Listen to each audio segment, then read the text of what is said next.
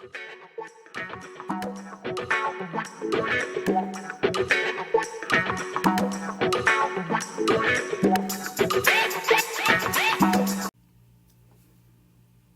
guys, welcome to Managing Your Boss class. You're probably wondering, managing your boss? I don't want to manage my boss. I just want to work. You're right. But before we go there, I want to know how many of you guys actually manage your boss?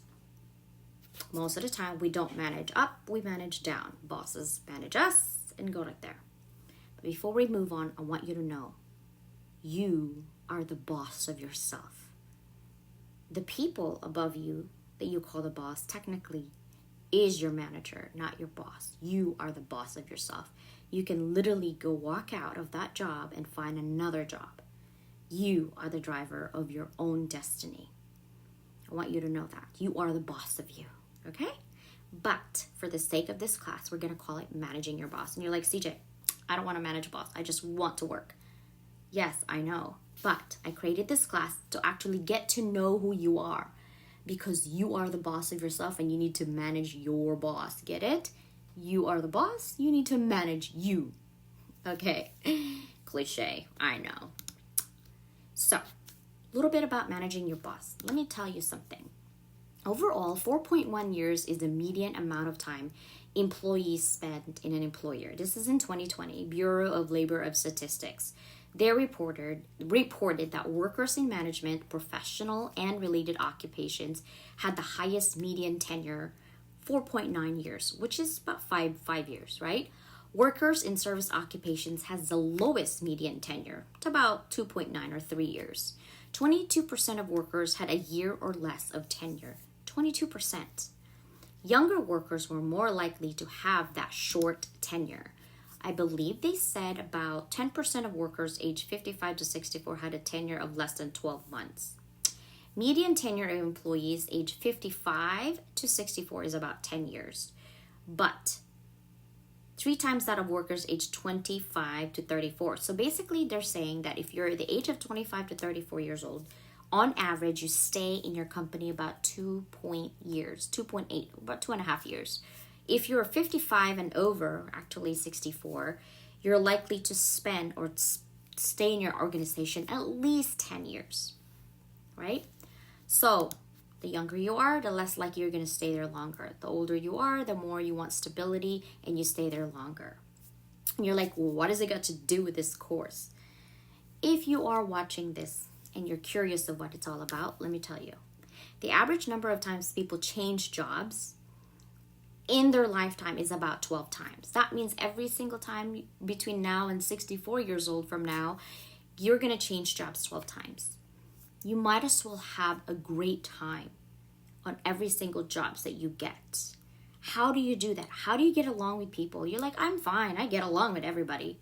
But there's always going to be that one job that you really want to keep, but you can't stand your manager. There's something about that relationship, professional relationship. You just like, I can't stand it. Right? So this class is about to help you do that. And you're like, well, hi, why, how, right? What's in it for you? Know how to get promoted and plan for it. Make a clear commitment to advance your career. Take full ownership of your work and deliver great results. How to look at the bigger picture. How to create growth and improvement, how to get more responsibilities without getting overwhelmed, how to get connected, and finally, how to prepare for the next level. Level up. And then I will finally introduce you to the metaverse. We'll have a class there at live or just social networking to get to know others who are seeking the same thing, change in their life and take control of themselves. This is your chance. So how long does the class take and what are the tools? The course offers you tools and examples that have transferable skills so you can use right away. You don't have to wait 4 weeks to use it. You can actually use it that week. Week 1, we will cover creative thinking skills. How do you use creative thinking skills? Week 2, we will cover communication skills, both written and oral, right? Non-verbal as well. Week 3, we will cover critical thinking skills. And then week 4, we will cover changing your mindset. After all the skills that you've learned, it is important for you to change your mindset and the way you think about yourself and the way you think about situations. And that's how you actually increase and level up your adversity quotient, your emotional intelligence, right? And week 5, it's not a class, it's an empowerment week. This is your final week where you put together what you have learned in the past 4 weeks, showcase your progress, talk to your teacher, ask questions, right? In the meantime, weekly, you can actually be in our Level Up Academy group on LinkedIn and ask questions, right? The commitment is about 3 to 5 hours, maybe more per week, depending on how fast or how slow you read. It's going to be self-paced, and then there's going to be a video in the week. And like I said, you can ask me questions on LinkedIn anytime.